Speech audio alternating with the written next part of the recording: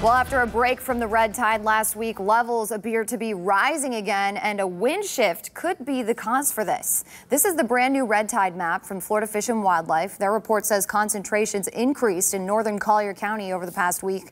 You can see the highest concentrations in the red are in Charlotte and Lee counties. This red tide bloom has been here for almost a year now, and many are asking, is there any end in sight? For In Your Corner, Sam Sosa asks scientists on Sanibel.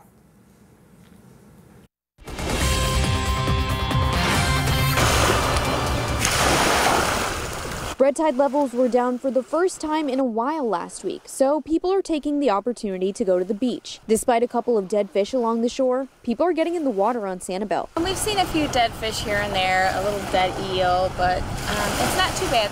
We've actually been in the water, we've swum in, no real odor, no irritation. But Lee County officials say this may not last, blaming a wind shift for another red tide increase over the weekend. These fish are some of the casualties. Now, we've been reporting on this red tide bloom since October of last year, and now it's almost October again, leaving some tourists like Walter Nowicki wondering when it'll end. Well, our concern would be booking a trip for next year. You know, when's a good time to come down? This year there was no good time to come down.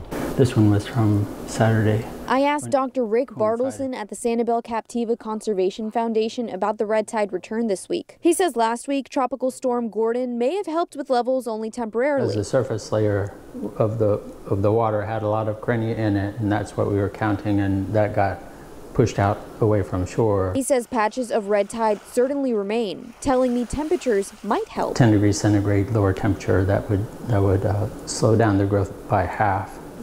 And that helps keep the numbers down. But water motion and nutrient-laced runoff we've had in the Gulf recently also play a factor. So despite cooler temperatures, red tide may not go away. What's going to make it go away is hard to say. On Sanibel, Sam Sosa, Fox 4, In Your Corner. And today, Governor Rick Scott announcing the Fish and Wildlife Conservation Commission is partnering with world-renowned red tide experts to conduct field experiments to mitigate the effects of red tide. Now, this partnership will focus on using a form of specialized clay to treat this red tide bloom.